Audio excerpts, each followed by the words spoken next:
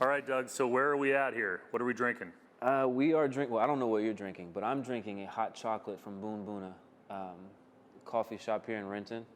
And the reason why I was so intrigued with this place is because there's so much culture and tradition in this part of Renton, right? Like you can look outside and you see all the different businesses, a lot of family-owned businesses, and just, it's kind of the heart of Renton. And then the way that Ephraim is trying to build his shop is, this is like a hub for the community, right? Like really big open space. People come in here and just hang out and chill, and you see the artwork, and so people can, this is the community space. So it must mean you like the coffee or like the hot chocolate. Funny thing, I'm actually not a coffee drinker. Yeah. But he does make a good cup of hot chocolate, and I am a hot chocolate connoisseur, so. Nice. Are you watching football anymore? Occasionally. Focus more on things that are going on in the community. I can tell just looking at your Twitter account, you care about what's going on in the country and politically. It's hard not to, right? I'm kind of in a special place in my life right now. I got 2 daughters that I'm raising, and I look out in the world and it's like I don't like what I see in a lot of places, and especially as an African American man living in America, growing up in the South, coming to the West Coast and seeing all the different changes and perspectives that I've seen. It's just, I question a lot of things, and I wonder just, where is our world headed? And more specifically because of my daughters, right? Like I want to be a part of the change that sees my daughters live in a world that's better than the one that I grew up in. And so, I think, don't get me wrong, entertainment is important, right? But it's less important in my life now because I feel like I'm kind of catching up to the rest of the world in terms of understanding where the world is at and just learning as much as I possibly can. That's where I'm at right now. Where did that kind of change in perspective happen? Because I always remember going to these Seahawks press conferences, and I was always impressed because you and Richard Sherman in particular, it was fun in a way to watch the wheels turn, because I could see that you could sense a question coming. You'd go back to answers. I mean, the expression of everything that's going on in the world, it only seemed in the last 5 years really of your career that you really had even a renewed sense of everything that was going on. Where did that change? It's a loaded question. I think part of it is just the natural progression of learning who I was, right? I think for a lot of the time, especially in the entertainment business, right, you're entertaining, and so it's kind of hard to be yourself, authentically yourself, because you're worried about how people view you, right? And your job is to make people like you. And so once I started getting past that, right, really starting to figure out what my identity was, or I should say losing my entertainment identity, right? Then I started to figure out, okay, what do I care about? And when I look out in the world, there's things that, I don't agree with, that I think, I just had a different perspective on, and I wanted to speak towards those things. Not necessarily to like engage in, a confrontation or anything, but really to me was like, I'm gonna challenge, whatever the authority or whatever the thought is out there so that I could learn, right? And so I don't know if that shift happened in one specific instance. I think it was just a natural progression of like looking out in the world and seeing it differently for the first time as, kind of an adult in some ways, and wanting to engage with it and learn as much as I could. 2016, 2017, though, it seemed like things changed. There was all the discussion from the president about whether players should kneel or not, how they should honor the flag. It seemed like you became the go-to person to weigh in on that. Were you thinking at the time, I'm challenging the president, I'm taking a stand here, and this is the time to do it? I didn't look at it in the sense of challenging the president. I looked at it as standing up for what I believed and thought was right. When you have a group of people who feel very strongly and who have felt very strongly for a long period of time in this country stand up and say, you know what, enough is enough, and this is how we feel about it.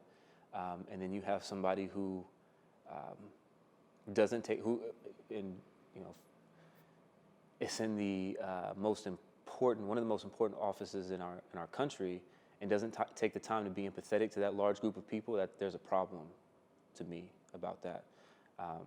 You know, the office of the presidency, in my view, is an office that serves the people. And when people are saying that, you know, something is wrong, and the person who's in that office doesn't take the consideration to say, okay, hold on, let me listen to you and really empathize and understand, when that person is just a direct in contradiction to what, you know, that is to me, I have a problem with that, right? And that's not to say that I'm right, but that's what I believed in. And so, of course, I was going to say my piece, as I have always said my piece. Yeah, I think at one point you called him an idiot. Yeah, I did. I think I did not too long ago on Twitter, too. It's a consistent feeling, you know, and that's, I use that word very specifically, right? And that's not to dehumanize him. I think it's really to show my human side of it, right? Like we just disagree flat out. You know, and it's really hard for me to understand his supporters, right? Because there's a human element to it that is missing from it. And you know, I can understand it from the perspective of, like, there's people who believe, you know, what he says and what he stands for, what he believes in, and wants to follow that and wants to support that. And I get that, right? Because I believe in certain things and support certain things as well. But I think where we fundamentally miss the boat here is that there's a grievance, right? There was a grievance that happened, you know, whether you want to agree with it or not, or whether you believe in it or not, it's like there's a side that believes that there's a grievance, and that side had been constantly in the news with protests and with demonstrations, and the other side refused to take the time to empathize with it. You know, that's, in my view, that's what it felt like. And again, I go back to what I earlier said. You know, if you're the president of the United States, it is your job, in my view, to take the time to empathize with the people in this country when they say that there's a problem and they're demonstrating and protesting at the level in which they had been. And so that's, you know, I think. It seemed like, though, at the time that you were talking about issues in 2017, 2018, that only now in 2020 and in 2021 that people are realizing. You talked about things like implicit bias, that you didn't want to say the president was doing one thing or the other, but that there was some implicit bias by what he was saying about players. Yeah, I mean, it's, you know, I don't want to get into the argument of whether he's racist or not, right?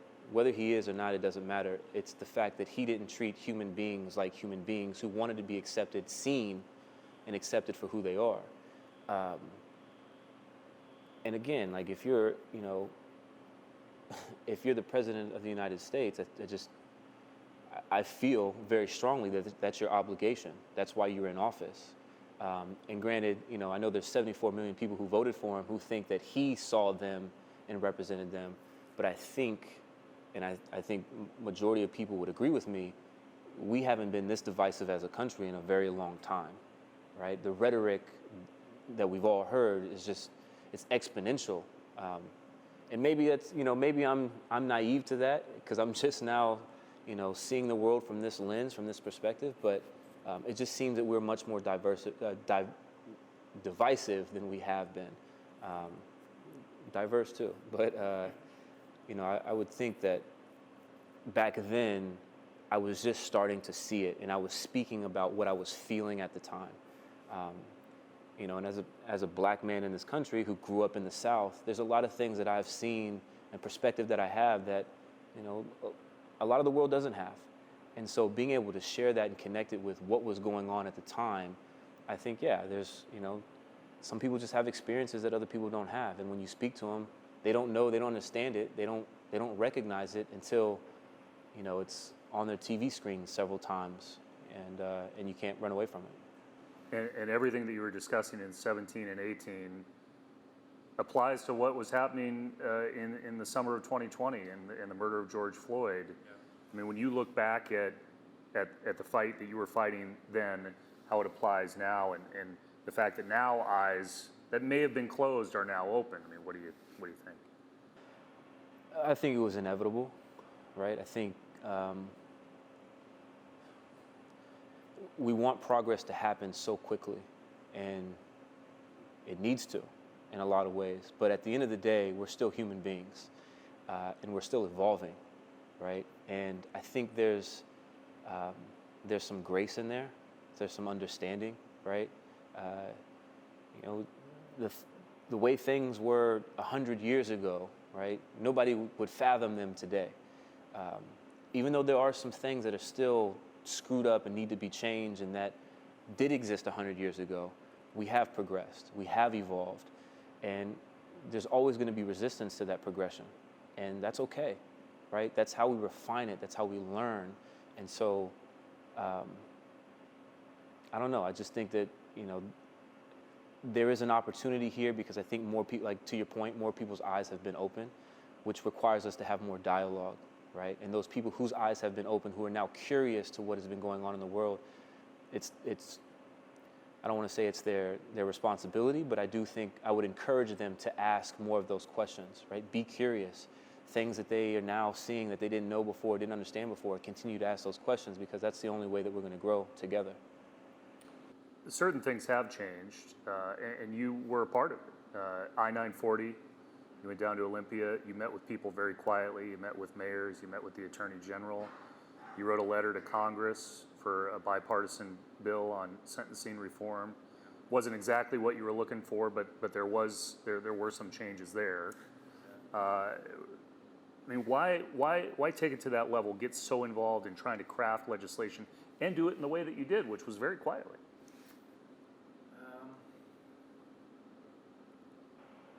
Well,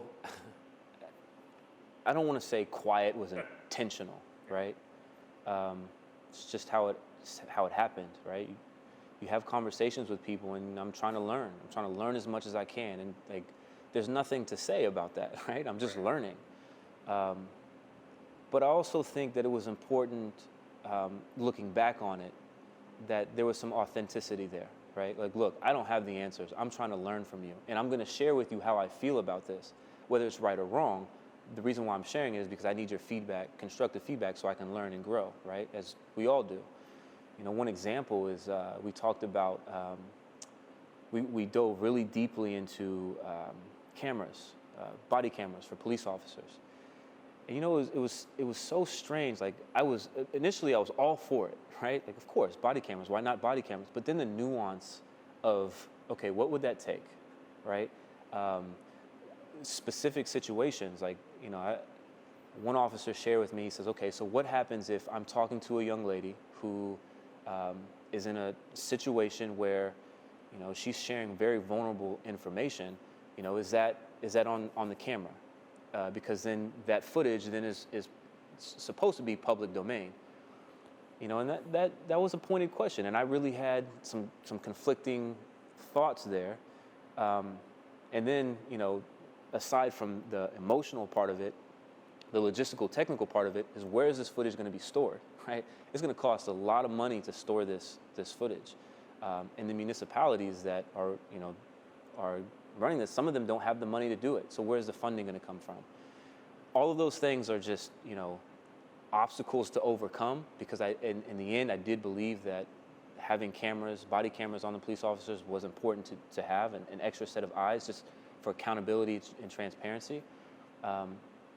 But I understand the nuance there, you know, and that was part of the process, is just learning. And so whether it was quiet or being able to go and speak to down in Olympia very strongly about what I had believed and what I learned, you know, it's just a process. And I was grateful to be a part of that. Obviously, we got I-940 passed, but there's so much work to do, and, you know, we're still going to do it. So, as the son of a longtime police officer with I-940, the first officer was charged under that law. Yeah. When you saw that news, what'd you think? I know it may sound strange, right? But I think there was a part of me that felt prideful in the victory that it felt, right? But also felt sad, because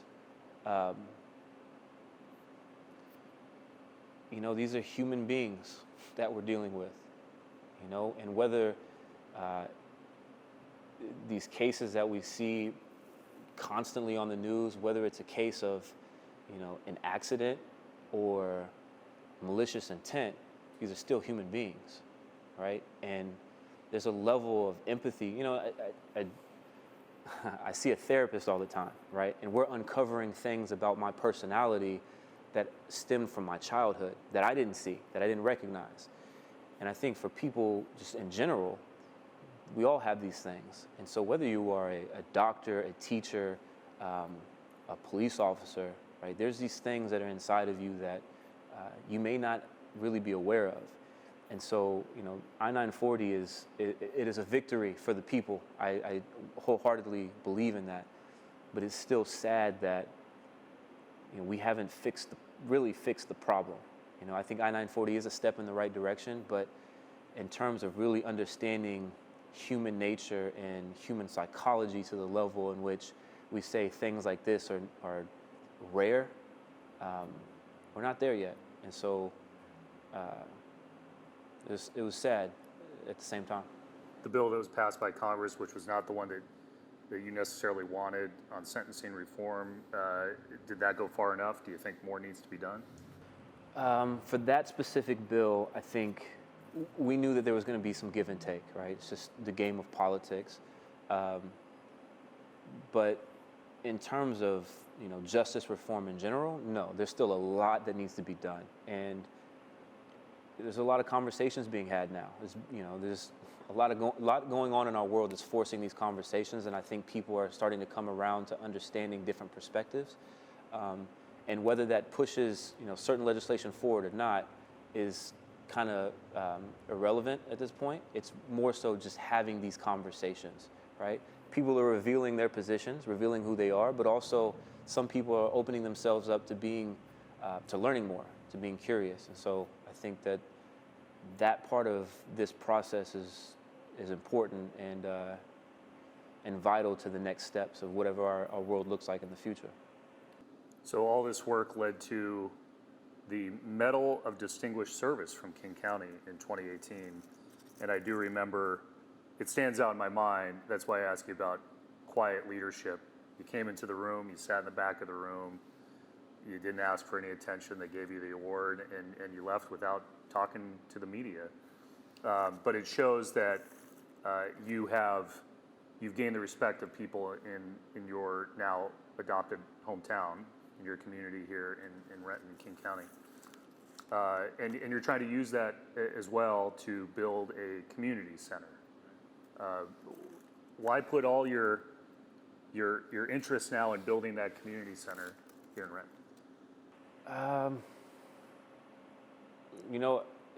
I grew up on the back end of the Salvation Army. I say that, I've said that for so many times. I don't even know if people understand what that means. So let me clarify. So my mom worked in the front office of a Salvation Army, and in the back of the building was this community center, and that's where I spent the majority of my time. And it was a second home for me, and I have so many memories there, right? And it was this place where I felt safe. I felt like a kid, right? Like there were so many things going on in my world at the time that, maybe we'll get into it another time, but that was a safe place for me. And that's where I played sports. That's where I had my tutors. That's where I had my mentors. And so that place really changed. Looking back on it now as an adult, I really see the impact that place had on me. And so, as I love Seattle, I love Washington, I love this region. And I've always thought that maybe, because I was blessed with a platform and some influence and some leverage, so to speak, I wanted to see if I could replicate that here, right? Wherever I ended up, I wanted to replicate that. And so that's what we're doing. It's taking that feeling, that emotion, that experience, bringing it to 2020, modernizing it, and then taking into account the difference, because this community needs and wants something different, tailored to them, and then being able to put that in a very creative, innovative way, and and give it back to the public, right? And so I'm hoping that that same experience that I had as a child will at least get one other person to experience, and then if we do, we've done our job. And you put your personal money into it. It's also a project that involves the city of Renton and multiple partners, and there's a health component to it as well, correct? Yeah. So we partnered with HealthPoint, phenomenal organization here in Renton, and they do so much work. And I'm not sure if anybody, if everybody's aware of it, but they do so much work. And I've been working with them now for almost 6 years, and I can't say enough about them and their leadership, right? And the partnerships that they've galvanized over the years. And so they're going to have a footprint in the community center, 2,500 square feet of space where they can serve the community's medical needs, right? And that's going to be in this community center, right down the hall from a basketball court, right? Right down the hall from a demo kitchen where we can have cooking classes, right next down the hall from a classroom where we're going to have financial literacy classes. And so this community center, this hub really is going to serve the community in a number of different ways. And obviously, to your point, HealthPoint's going to have a big part in that, in serving the community too. And why that neighborhood, the Benson Hill neighborhood? Yeah, so that area was annexed to Renton from the county. Can't remember the specific date, but it was a long time ago. And it was underserved. Didn't have a lot of services. It was, it wasn't really well taken care of, if I'm being honest. And when I got here in Renton in 2011, there was a teriyaki spot right down the street from where the community center is going to be built. And I walked in, and there was these kids everywhere. They were outside, they were inside, and they were everywhere. And I asked the lady, I was like, why is there so many kids here? Like, they're not, some of them are eating food, some of them are not. And she said, oh, they just love this place, right? And then, of course, she's going to say that because that's her restaurant, and great food, by the way. But then I asked the kids, and I said, well, this is our spot. We don't really have anything else to do. And it's a very diverse area, right? You have a well-to-do area, and then you have Section 8 housing right down the street, right? It's a very diverse area, and to me, that's an opportunity, because if you can galvanize these people together in one place where they can share their experiences and their perspective on the world, you're talking about some shaking and moving that can happen. And so I thought that was a perfect location, and hopefully we could get those kids out of her space and into a different space where they could, be kids. And I know groundbreaking was targeted for last year or this year, but obviously we're dealing with a pandemic. But it's still on target as far as you're concerned. Yes. So with the pandemic, everything was put on hold, right? All the municipalities got hit, so it was the smart thing to do, right? Make sure we deal with one crisis at a time, and so we put that on hold. We were still fundraising during the process, which gave us some more time to get some more dollars in the bank, and now we feel really comfortable about where we're at. We're waiting for just a little bit more relief in terms of this pandemic, and then we're gonna move forward with groundbreaking. We're shovel ready. We're ready to go. So, speaking to the community, they should know it's coming. Thank you for being patient. It's on its way. But yeah, we're ready to go. And in the meantime, you've been helping out Northwest Harvest, other charities I've noticed in the greater Renton area. Yeah, like I said, the effort was put on hold, and our team just was kind of like, what were we going to do? And so we said, let's figure out a creative way to serve during this time. And so, we partnered with Northwest Harvest, with Safeway, a number of different organizations, right? And I'm pausing because I'm thinking back at just how phenomenal of an experience that was, to see people just galvanize, right, together, like looking at what was ahead and saying, okay, there's danger out there. We have to figure out how to mitigate this, right? And just seeing people come together from all walks of life. It was really rewarding and really encouraging. I think just a lot had been going on the previous 3 years that really felt discouraging, and wondering where our world was going to be feeling really hopeless and helpless at times. But then when you have these people come together and like all like-minded and serving people, it's just, I don't know, it's really encouraging to see. Well, you are well prepared to run for mayor or senate or governor. So can we do this again when you run for elected office? It's probably not going to happen, so don't hold your breath. All right. Well, in the meantime, thank you for sharing a drink with me and introducing me to a new place in Renton. Hey, cheers. Cheers. I see what you did there. Yeah.